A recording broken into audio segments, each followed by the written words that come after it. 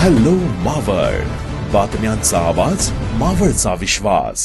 मुंबई पुणे द्रुतगती मार्गावरील missing link प्रकल्प सुरू झाल्यानंतर घाटमाथा परिसरातील वाहतूक मोठा दिलासा मिळाल्याचं स्पष्टपणे दिसत आहे. यापूर्वी या मार्गावर वारंवार मोठ्या प्रमाणात वाहतूक कोंडी होत असे. तासनतास वाहन चालकांना कोंडीत अडकून राहावे लागत होते, ज्यामुळे वेळ आणि इंधनाचा मोठा अपव्यय होत होता. मात्र मिसिंग लिंक सुरू झाल्यानंतर परिस्थितीत लक्षणीय बदल झाला आहे.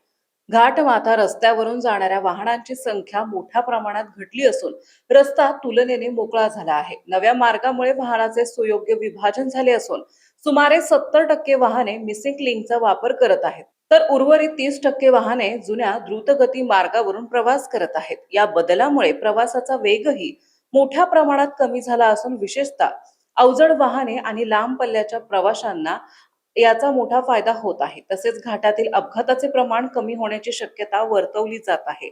वाहतूक कोंडी कमी झाल्यामुळे वाहनांमधून होणारी प्रदूषणही घटली असून पर्यावरणीय दृष्टिकोनातून हा प्रकल्प सकारात्मक ठरत आहे. एकूणच मिसिंग लिंक प्रकल्पामुळे मुंबई पुणे प्रवास अधिक जलद, सुरक्षित आणि सोयीस्कर झाला असून वाहन चालकांकडून या बदलाचे मोठ्या उत्साहात स्वागत केले जात आहे.